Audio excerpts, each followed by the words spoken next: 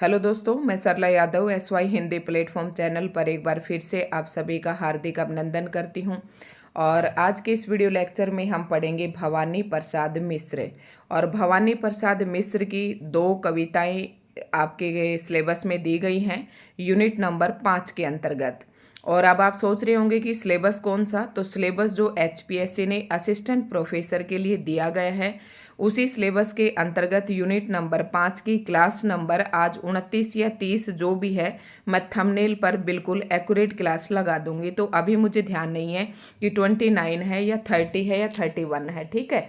तो क्योंकि कल मैंने क्लास नहीं डाली थी इसलिए मुझे ध्यान नहीं है कि कौन सी क्लास है, ठीक है। तो ये थंबनेल पर आपको मिल जाएगी। और मेरे पास एक कमेंट भी आया था कि मैम आप अलग से प्लेलिस्ट बना दीजिए, तो मैंने HPSC असिस्टेंट प्रोफेसर 2024 के नाम से मैंने अपने चैनल पर एक प्लेलिस्ट बना रखी है जिसमें मैंने जितने भी लेक्चर लिए हैं HPSC असिस्टेंट प्रोफेसर के लिए वो सारी वीडियोस उसमें संग्रहित हैं, तो आप वहां से जाकर देख सकते हैं। तो आज की वीडियो शुरू करने से पहले आप सभी से मेरा विनम्र निवेदन है कि अगर आप चैनल पर नए हैं तो चैनल को सब्सक्राइब कर लें और बेल आइकन पर प्रेस कर लें। अगर आप चैनल से पहले से जुड़े हुए हैं तो वीडियोस को लाइक एंड शेयर ज़रूर करें। तो कल मैं वीडियो नहीं डाल पाई थी, तो मन नहीं कर रहा था मेरा और पढ़ाने का मन नहीं था। फिर मैंने सोचा कि फॉर्मेलिटी के तौर पर मैं क्यों ही वीडियो डालूं। तो जब मैंने कल वीडियो नहीं डाली थी और आज मैं ये आपकी वीडियो अपलोड कर दूंगी, ठीक है। तो भवानी प्रसाद मिश्र को पढ़ेंगे यूनिट नंबर 5। और यूनिट नंबर 5 का फिर इसके बाद एक ही टॉपिक और रहता है हमारा, वो रहता है मुक्ति बोध का। और उसके बाद यूनिट नंबर 5 हमारे चैनल पर कंप्लीट हो जाएगी।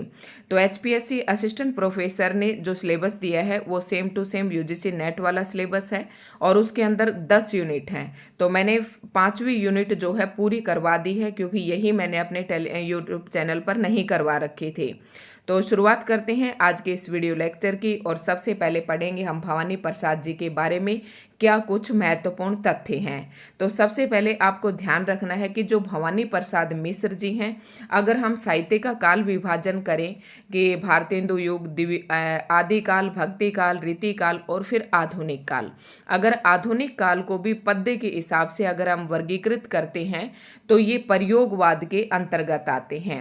अगर आप प्रयोगवाद के अंदर भवानी प्रसाद जी की अलग से रचनाएं पढ़ना चाहते हैं तो मैंने इनके नाम से और प्रयोगवाद भी पूरा पढ़ा रखा है, आप वहां से पढ़ सकते हैं। लेकिन यहाँ पर हम वही पढ़ेंगे जो आपके यूनिट नंबर 5 के अंतर्गत दिया गया है। तो भवानी प्रसाद जी से महत्वपूर्ण बात यही बनती है कि ये प्रयोगवाद के कवि हैं। अब प्रयोगवाद कब से शुरू हुआ, प्रयोगवाद क्या है? अगर मैंने बताया कि आधुनिक काल को जब हम बांटते हैं, वर्गीकृत करते हैं, तो सबसे पहला काल भारतेंदु युग, फिर द्विवेदी युग, फिर छायावादी, प्रगतिवाद और फिर प्रयोगवाद आता है। तो प्रयोगवाद के कवि हैं भवानी प्रसाद मिश्र।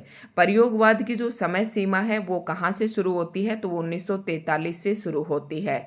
और 1943 में ही आगे के संपादन में एक पत्रिका छपती है तार सप्तक के नाम से। तो तार सप्तक के प्रकाशित होने के साथ ही प्रयोगवाद की शुरुआत हो जाती है, ठीक है। और इसके जो संपादक हैं, मतलब आगे के संपादक में छपे था तार सप्तक। तो ध्यान से सुनना, मैं जो बता रही हूँ, पेपर में कई बार पूछा जाता है तार सप्तक। तो पहला जो सप्तक था उसे पहला सप्तक नहीं कहा गया, उसे तार सप्तक कहा गया था। फिर दूसरा सप्तक, फिर तीसरा सप्तक और फिर चौथा सप्तक। अब आप सोच रहे होंगे कि सप्तक क्या है। तो सप्तक 7 कवियों का समूह है। आगे ने जो तार सप्तक नाम से जो प्रकाशित करवाया अपना, ठीक है। तो उस तार सप्तक में 7 कवि थे।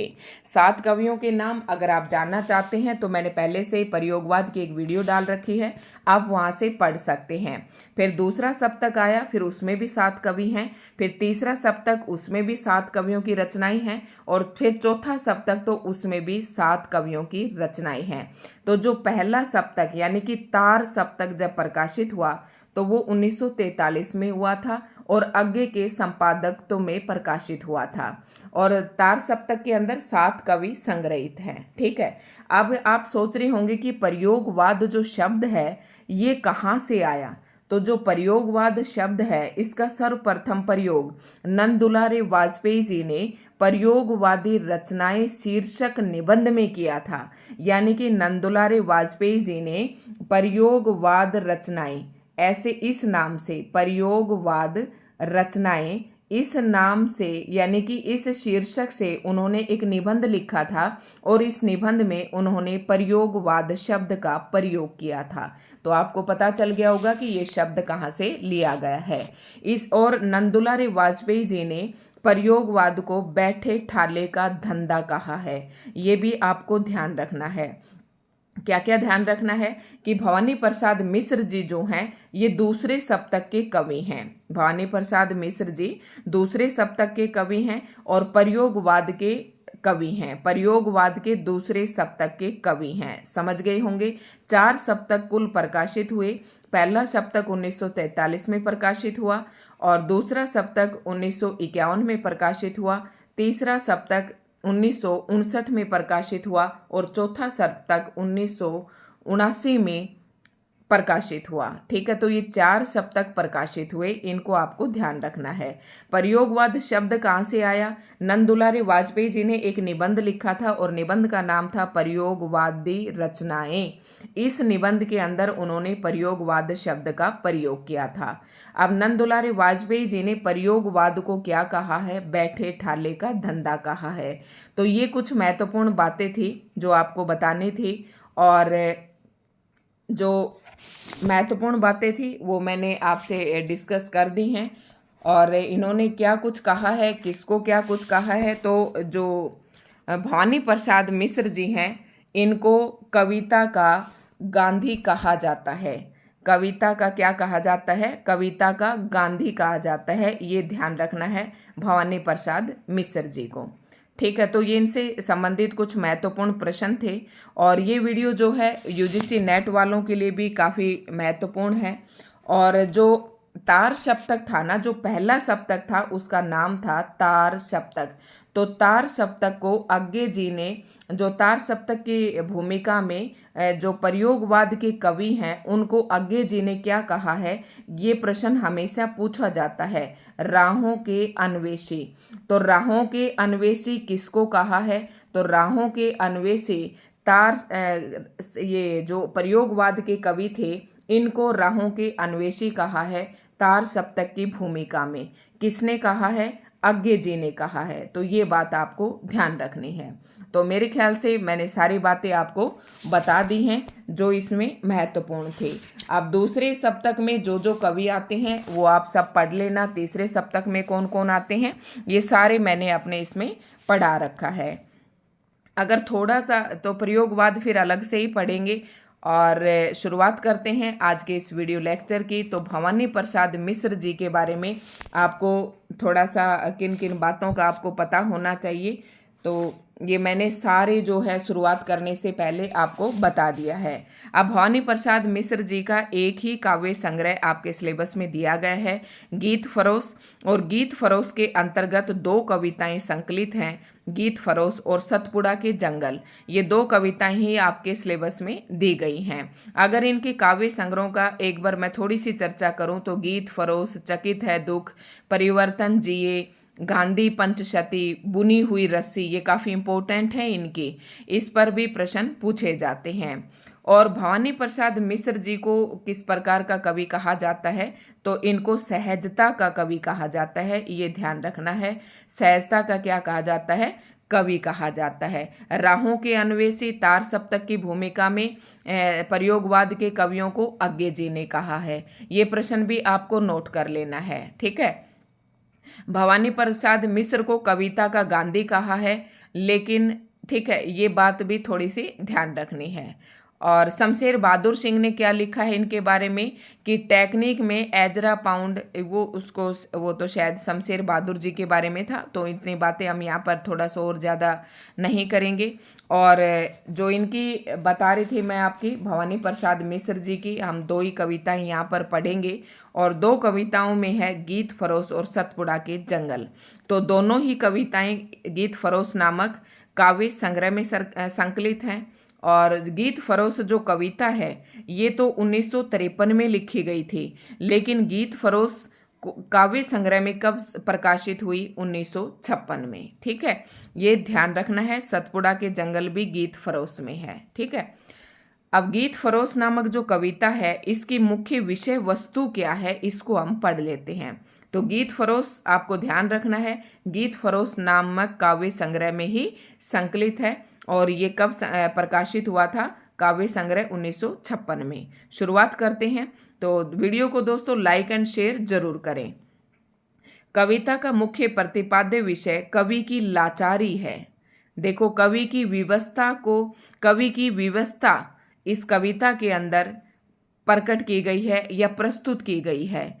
कविता को लेकर कवि की मनोदशा की मार्मिक अभिव्यक्ति हुई है। यानी कि इस कविता के अंदर कवि ये बताना चाहता है कि कविता को लेकर कवि की क्या दशा है, उसका जो मर्म है, जो दुख है, उसको ही अभिव्यक्त किया गया है इस कविता के अंदर। तो इस कविता के अंदर क्या है? कविता को लेकर जो कवि की मनोदशा है उसी की अभिव्यक्ति हुई है, यानी कि कवि की लाचारी जो है यहाँ पर व्यक्त की गई है जी। और इसमें बार बार एक पंक्ति आती है, जी हाँ हुजूर मैं गीत बेचता हूँ। ये पंक्ति काफी इंपॉर्टेंट है, याद कर लेना। पूछी जाती है कि भवानी प्रसाद मिश्र जी की कौन सी कविता में से है, तो ये गीत फरोश नामक कविता में से है। तो पंक्ति का बार बार दोहराव होना कवि की विवशता का ही द्योतक है। ठीक है, ये मतलब क्या है कि ये बार बार, देखो कोई भी आदमी किसी चीज को बार बार क्यों बोलेगा? जब उसके अंदर बहुत ज्यादा मर्म छुपा हुआ होगा, दुख या तकलीफ छुपी हुई होगी, तभी बोलेगा। तो ये जो बार बार ये आया है, ये पंक्ति, जी हाँ हुजूर मैं गीत बेचता हूँ, इसका बार बार आने का मतलब ये है कि ये कवि की विवशता को ही दर्शाता है। कवि आरंभ में गीत नहीं बेचना चाहता था, लेकिन लोगों का ईमान बिकता देख वह भी अपनी शर्म छोड़कर तरह तरह के गीत बनाकर बेचने लगा। बेचने लगा मतलब कविताएं प्रकाशित होती थी और उनसे पैसे मिलने लगे। ठीक है, नए दौर में प्रकाशकों के चक्कर काटने में कवि व्यापारी हो गया। या यूं मतलब उस समय ऐसा आया था कि इस समय को एक बार मैंने किसी बुक में डिटेल से पढ़ा था कि उस समय क्या थे कि बहुत सारे ऐसे कवि थे, वो अपने जो कविताएं थी वो छपवाने के लिए प्रकाशक जो थे या संपादक जो थे उनके चक्कर काटने पड़ते थे। लेकिन कवि जो है, कवि नहीं चाहता था कि मैं अपने गीतों को बेचूं, अपनी कविताओं को बेचूं। लेकिन कवि ने ये देखा कि जब लोग तो अपना ईमान बेच रहे हैं, तो फिर मैं अपनी शर्म छोड़कर मैं भी अपने गीत बेचने लगा। कवि कहता है कि मैंने भी अपनी शर्म छोड़ी और मैं भी अपने गीत बेचने लगा। भाई, जब जिस आदमी का पेशा ही कविता करना है और कविता वो केवल मनोरंजन के लिए या करता रहेगा या अपने भावों को प्रकट करने के लिए करता रहेगा, तो उसकी आजीविका किससे चलेगी? ठीक है, तो कह रहा है कि मैं इसके चक्कर में, नए दौर में प्रकाशकों के चक्कर काटने में कवि व्यापारी हो गया। या यूं कह ले कि अपनी आजीविका चलाने के लिए मजबूरन उसे प्रकाशकों या लोगों के मन के अनुरूप चलना पड़ रहा था।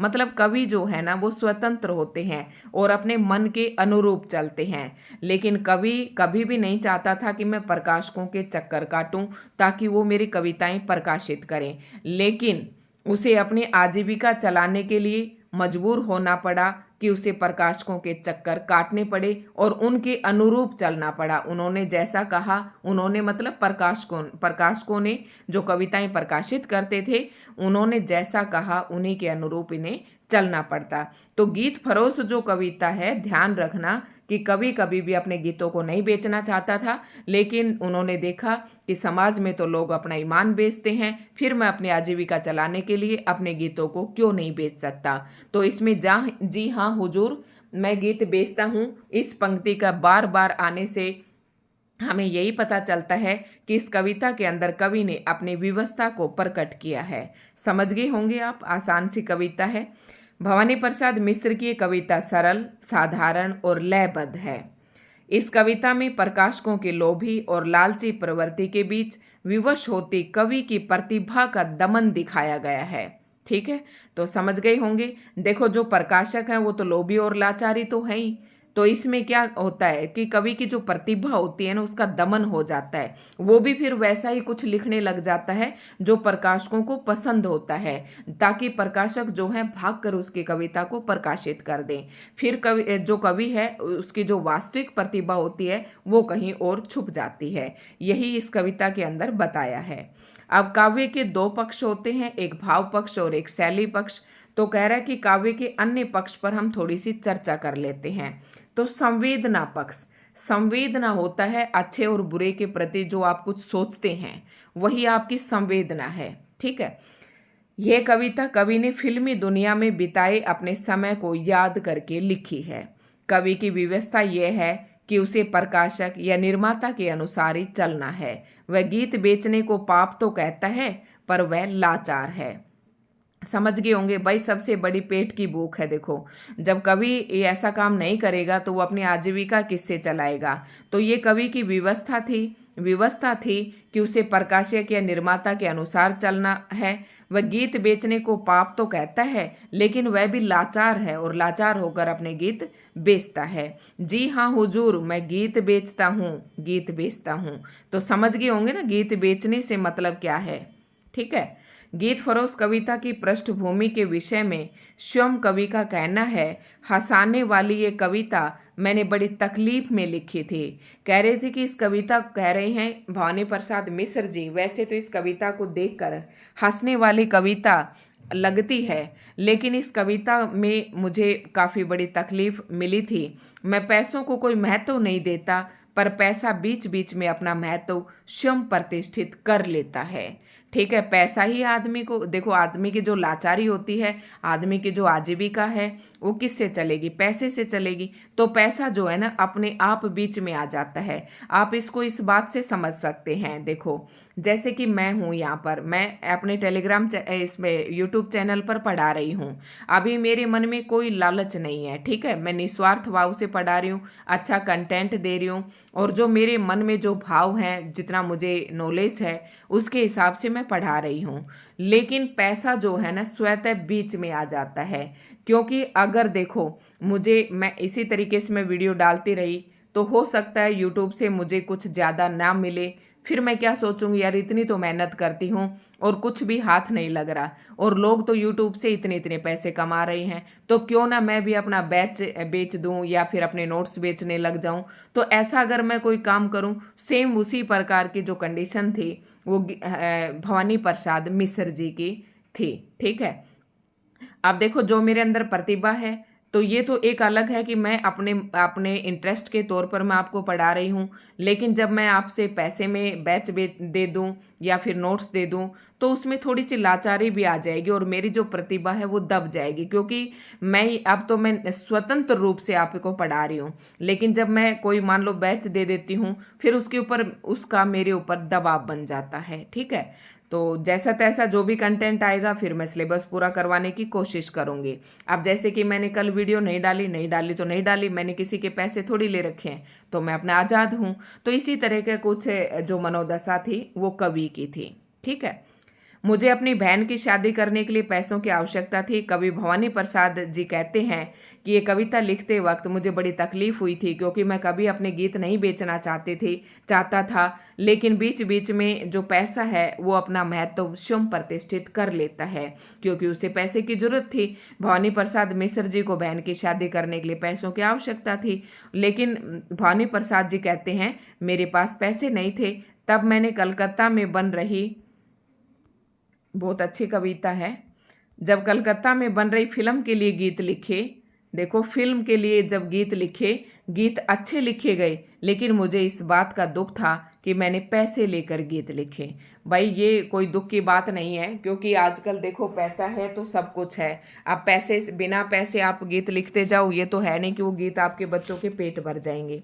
ठीक है, इस कविता में उपभोक्तावादी युग की विसंगतियां भी सामने आई हैं। दूसरा, इस काव्य का संवेदना पक्ष पढ़ा है हमने कि कवि की संवेदना क्या है, कवि क्या कुछ सोचता है इस कविता के बारे में। तो ये था इस कविता का संवेदना पक्ष।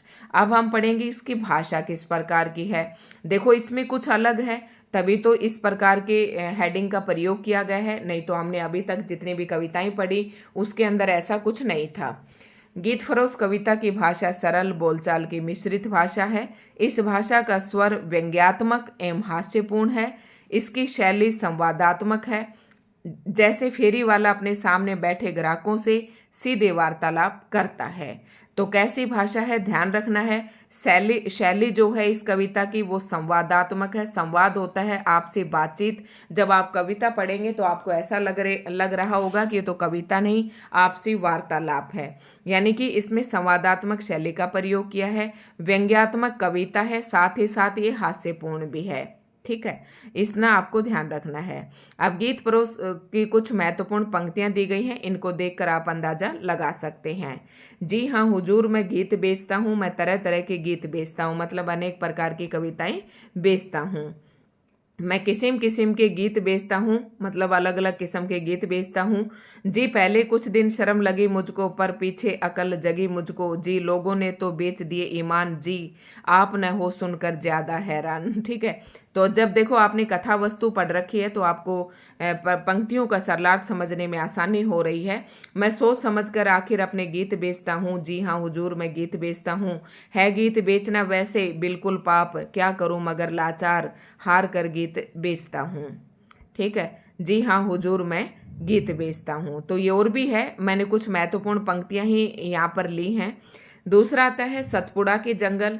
तो ये जो कविता है सतपुड़ा के जंगल, ये कविता भी गीत फरोश नामक काव्य संग्रह में ही संकलित है। ठीक है, आप देखते हैं सतपुड़ा के घने जंगल। सतपुड़ा के घने जंगल कुछ इस तरीके की कविता हमारे भी थी, शायद मुझे थोड़ी थोड़ी ध्यान आती है जब हम प्राइमरी क्लासेस में थे।